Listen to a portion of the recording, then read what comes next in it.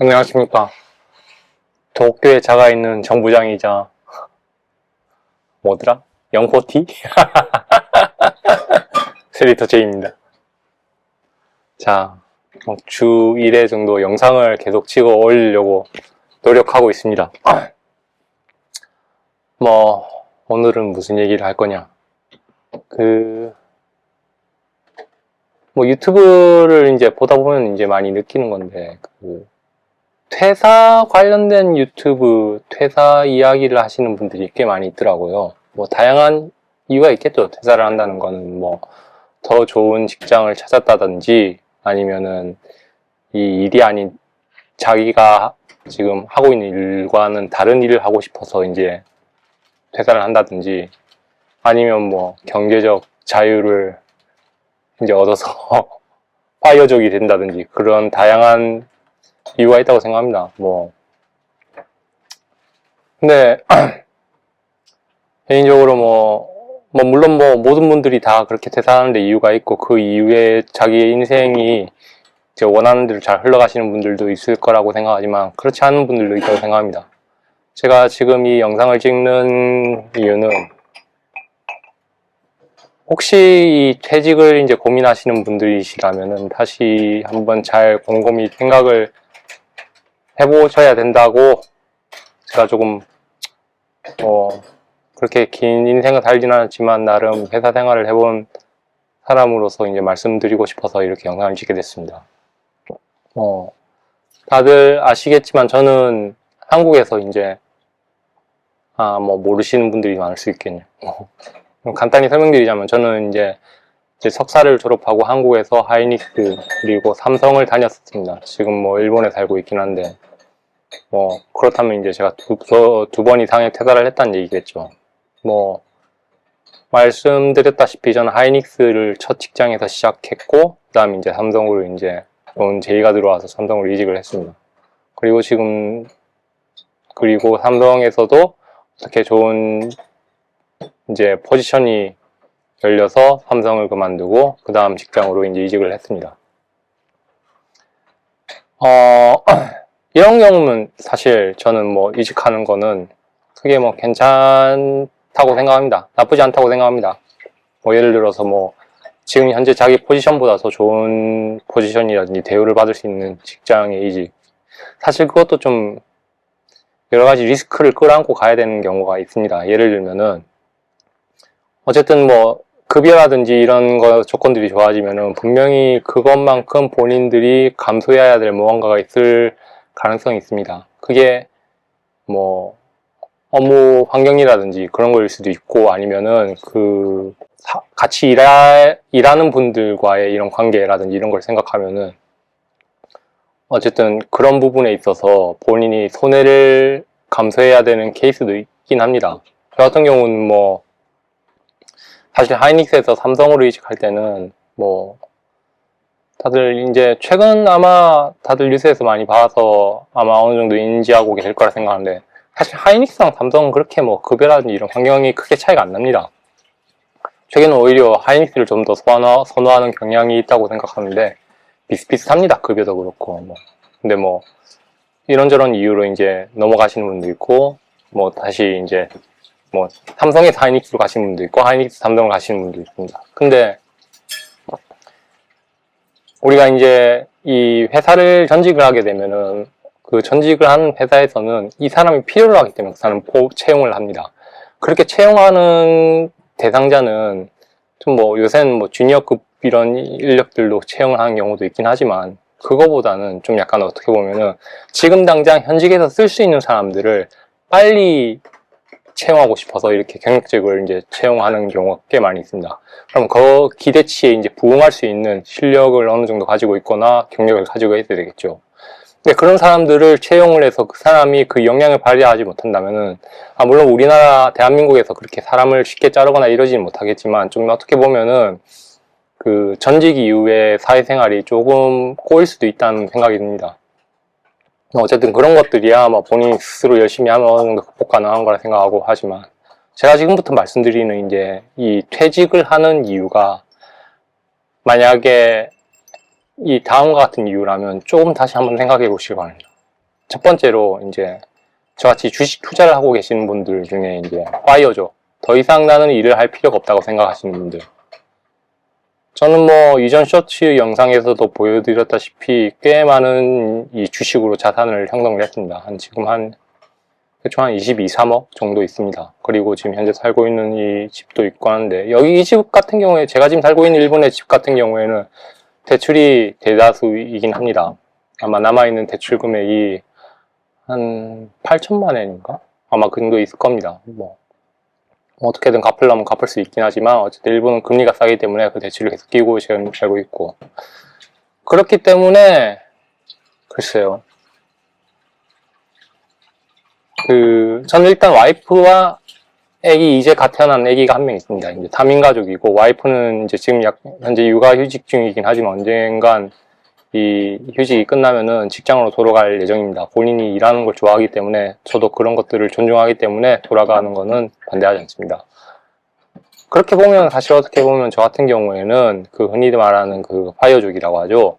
은퇴 후 이 자산을 어떻게 뭐 배당주 이런 것들을 통해서, 배당 수익을 통해서 이렇게 살아갈 수 있는 조건을 어느 정도 갖췄다고 생각을 하지만, 글쎄요, 저는 그게 좀 약간 그렇게 크게 메리트가 있다는 생각이 안 듭니다. 어쨌든 우리가 생각하는 이 주식의 배당으로 인해서, 배당으로 벌 수 있는 수익이 적은 금액은 아니지만, 이게 미래를 생각해보면 과연 그 금액으로 평생 살 수 있냐라고 생각을 하기가 좀 어렵습니다. 제가 보기엔. 뭐 다들 어떻게 생각하시는지 모르겠지만, 개인적으로 제가 자산이 어느 정도 이상 금액을 가지고 있고 은퇴를 할 정도가 되려면은, 글쎄요, 전 최소한 50억은 있어야 된다는 생각을 하거든요. 물론 뭐 사람의 이제 경제 규모에 따라 다르고 얼마나 소비를 하느냐에 따라 다르긴 하겠지만, 자식이 있고 이제 부양해야 될 가족이 있다고 생각이 있다는 가정하에는 한 50억 정도는 돼야지 그 이후에 약간 뭐라 해야 될까? 이런 기반이라든지 이런 것들이 좀 약간 어느 정도 형성이 된다고 생각을 합니다. 어쨌든 이건 개인의 차기 때문에 좀 다를 거라 생각을 하는데, 그렇다면 왜 이런 파이어직으로 이제 이 본인의 이 투자를 성공적으로 이끈 사람들한테 퇴직을 하는 거를 조금 한번 다시 생각해 보라고 말씀드리냐 하면은, 우리가 그 얼마 안 되는 월급이라고 하지만 이 캐시플로우죠. 현금이 이렇게 들어오는 직장을 가지고 있을 때의 투자와 그렇지 않을 때의 투자는 굉장히 차이가 큽니다. 그 단적인 예로 지금 당장 일을 그만두게 되면은 지금 회사에서 받고 있는 온갖 혜택들이 순식간에 없습니다. 혜택이 별거 없을 거라 생각하죠. 월급 얼마 안 된다고 생각하지만 그 급여 안에는 보험이라든지 연금이라든지 다양한 이런 것들이 회사에서 부담해주는 그런 비용들도 있고, 이렇게 서포트를 받는 것들이 있습니다. 하다못해 건강보험 같은 경우에도 그게 회사에서 직장에서 내주는 거랑 지역가입자로 바뀌는 거랑은 큰 차이가 있습니다.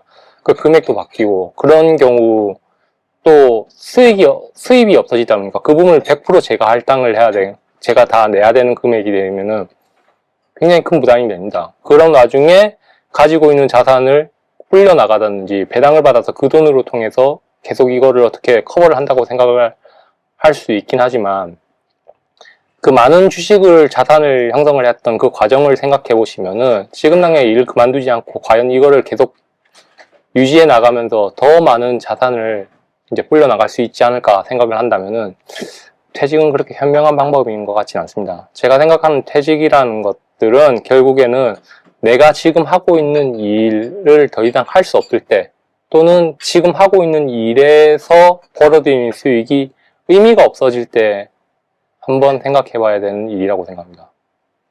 그리고 두 번째로 제가 퇴직이 좀 말리고 싶은 경우가, 본인이 하고 싶은 일을 할 때, 뭐 이건 좀 약간 제가 뭐 흔히 말하는 40대 꼰대 마인드일 수 있긴 한데, 보통 사회에서 돈을 버는 일이라는 거는 결국에는 내 시간을 할애해가지고 이 어떤 기업의 가치를 성장시키고 그 기업의 이윤을 벌어들일 수 있는 노동력을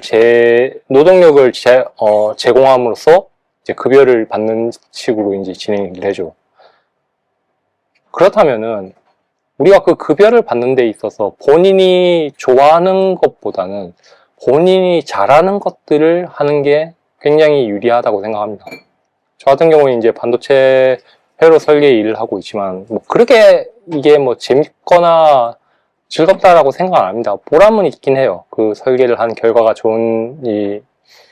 이런 좋은 결과로 돌아오기도 하면. 근데, 그거 말고 노는 게 더 좋죠, 저도. 뭐, 제가 좋아하는 것들, 예를 들어 지금 이렇게 하는 영상을 찍고 유튜브를 하는 것도 저는 굉장히 재밌습니다. 그리고 뭐 바이크를 타고 놀러 다닌다든지, 뭐, 그뿐만 아니라 뭐, 여러 전자기기라든지 이런 것들을 가지고 오는 것도 그런 것도 재밌고, 저는 요리도 좋아합니다. 근데 그 모든 것들이 제가 지금 하고 있는 이 설계 업무라는, 이 반도체 설계라는, 회로 설계라는 일보다 제가 잘할 수 있을 거란 자신이 없어요, 저는. 물론 본인이 재능이 있어가지고 그런 재능을 살려서 본인이 잘할 수 있는 것들을 유지해서 이렇게 보다 현재 자기의 이 포지션보다 더 높은 포지션으로 올라갈 수 있다고 생각한다면은, 뭐, 그래서 퇴사를 한다면은, 뭐 리스크를 어느 정도 감안하고 할 수 있다고 생각을 하겠죠.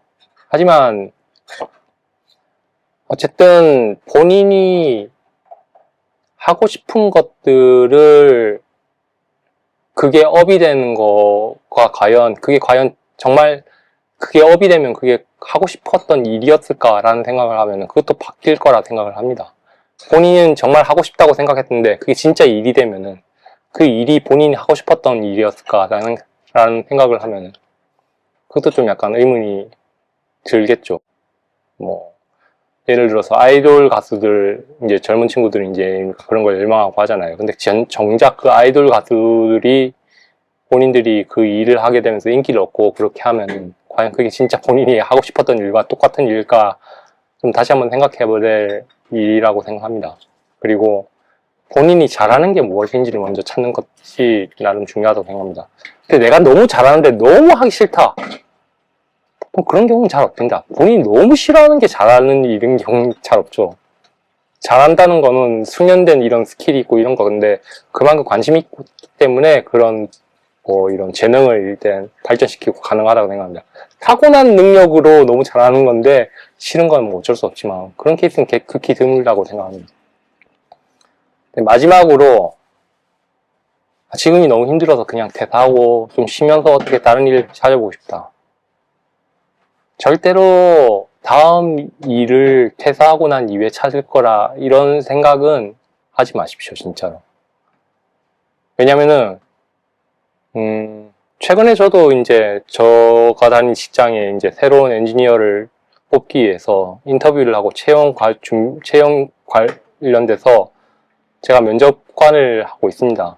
꽤 많은 사람들이 면접을 봤는데 그 이력서를 보면은 가장 먼저 눈에 띄는 게 뭐냐면요. 그 사람의 경력이거든요. 몇 년부터까지 뭘 했고. 근데 가끔 보면은 경력에 공백이 있는 사람들이 있어요. 그런 사람들이 이력서가 꽤 눈에 띕니다. 이분 도대체 왜 이 공백이 있었을까? 그리고 그런 게 있으면은 또 자연스럽게 물어보게 돼요. 근데 그 공백을 제대로 설명을 할 수 없는 사람이라면은 조금 채용이 어려울 것 같습니다. 왜냐면은 예를 들어서 그때 너무 힘이 들어서 제가 쉬었습니다 라고 얘기를 하면은 그 사람을 채용하는 입장에서는 어떤 생각이 들까요? 이 사람은 일단 뭔가 이 일이 힘이 들면은 금방 그만두겠구나라는 생각이 들지 않을까요? 이게 모든 면접관들의 이 생각이라고 말하기는 어렵겠지만 일반적인 상식선에서 봤을 때는 그런 사람들 채용하기가 좀 망설여지는 건 누구나 마찬가지일 거라고 생각을 합니다. 그리고 그런 공백이 있는 사람들은 다음 일자리를 찾는 게 힘든 것도 힘든 거지만 그 공백 기간에 본인의 멘탈이 어떻게 유지가 되느냐 그것도 굉장히 중요하다고 생각합니다. 그 공백이 길어지고 점점 지원을 한 회사들에서 떨어지기 시작하면은 그게 익숙해지면은 어느 순간 더 이상 내가 꼭 굳이 일을 해야 되나 이런 생각을 할 수도 있다고 생각을 합니다. 그런 경우에는 결국 일을 하지 않는 것에 익숙해져 버리면은 그 다음 단계로 넘어가는 게 굉장히 어려워질 거라 생각을 하거든요. 좀 꼰대 같은 이야기일 수도 있겠지만, 얼마 전에 적용했던 그 드라마 있잖아요. 서울 자가의 대기업 다닌 김 부장 이야기라는 그 작가가 그 말을 했어요. 그 사람이 이 드라마를, 이 이야기를 통해서 하고 싶은 말이, 회사를 그렇게 쉽게 생각하지 마라, 이런 얘기를 했다고 하더라고요. 전 진짜 그 말이 맞다고 생각합니다. 물론, 회사가 모든 것들을 보장해주고, 모든 거를, 나를 지켜주고, 내 인생을 책임져 주는 건 아닙니다. 근데 그 회사라는 거에 입사를 했을 때 당시를 생각해보고, 내가 이 회사를 그만둘 때 이유를 생각해 본다면 그게 그렇게 간단하고 쉽게 퇴사를 할 일은 아니라고 생각하거든요. 많은 사람들이 이제 유튜브에서 보면 퇴사한 이야기를 마치 굉장히 좋은 방향으로 본인이 잘 될 거라 생각하는 이런 밝은 뉘앙스를 이렇게 영상을 찍어 올리시는데, 물론 그 사람들이 뭐 잘못될 거라는 생각을 안 합니다, 저는. 물론 잘 되실 거라고 믿습니다. 다만 그런 분들이 영상을 찍어 올리시는 거는 진짜 극히 일부분 중에 일부분입니다. 정말로. 그 외에 대다수의 퇴사를 하는 사람들은 정말 어마어마하게 많을 거고, 그 중에 잘못된 선택으로 퇴사를 하신 분들은 굉장히 많은 후회를 할 거라고 생각합니다. 보면 얼마 전에 제가 봤던 영상 중에는 자기는 남들이 그 부러워하는 삼성전자를 이제 다니다가 퇴사를 했는데 왜 퇴사를 했을까 이런 얘기를 하면서 그렇게 하는데, 저도 하이닉스를 퇴사를 했고 삼성전자를 퇴사를 했습니다. 근데 솔직하게 얘기를 하자면은 저는 그냥 객관적으로 봤을 때 그 삼성전자라는 회사 내 그 경쟁 구도에서 그냥 저는 거기서 낙오된 사람이라고 생각합니다. 저는 낙오라기보다는 스스로 포기를 했죠. 저는 그 경쟁 구도에서 더 이상 뛰어가고 싶은 생각이 안 들더라고요. 더 이상 너무 힘이 들기도 하고, 누가 뭐라고 했던 지금 제가 하고 있는 일이라든지 수입이 더 많고 뭐 더 좋은 포지션을 가지고 있다 한들, 어쨌든 저는 삼성전자를 나온 게 삼성전자라는 회사에서보다 높은 포지션을 노리고 나왔다기보다는 지쳐서 힘들어서 나왔습니다. 진짜로. 어쨌든 일이 잘 풀려서 저는 지금 이렇게 어떻게 또 살아가고 있지만, 모두가 다 그렇게 될 수 있을 거라 생각은 잘 안 듭니다, 저는. 그리고 제가 아는 분들 중에서도 이 회사를 그만두고 나서 후회하는 사람들도 꽤 많이 봤고, 정말 극단적인 케이스도 많이 봤거든요. 제가 아는 어떤 분, 유튜브 하다가 삼성전자에서 이제 학교까지 보내줬는데, 학교에서 수업 안 듣고 유튜브 하다가 회사에서 거의 나가리식으로 이제 나가게 되고, 지금 현재는 어떻게 되는지 대충은 알고 있긴 한데, 좋은 결론은 아니었던 거라고 생각합니다. 도망친 곳에 낙오는 없습니다, 여러분. 도망을 치지 말고 정말 퇴사를 하겠다라는 생각이 든다면은 잘 고민하고 판단하고, 항상 저는 최악의 케이스까지 생각한 이후에 실행 옮기거든요. 퇴사는 일생에 있어서 그런 모든 것들을 감안을 하고더라도 다시 한번 생각해 봐야 될 일이라고 생각합니다. 특히 그게 한국 사회에서라면은 더더욱 그렇습니다. 미국과는 좀 다르잖아요. 오늘은 좀 약간 꼰대 같은 소리였지만 어쨌든 중요한 얘기라고 생각합니다. 파이어족도 좋지만 나의 작고 소중한 그 월급, 그게 왜 소중한지를 다시 한번 생각해 보시길 바랍니다. 이상 영상 마치겠습니다. 감사합니다.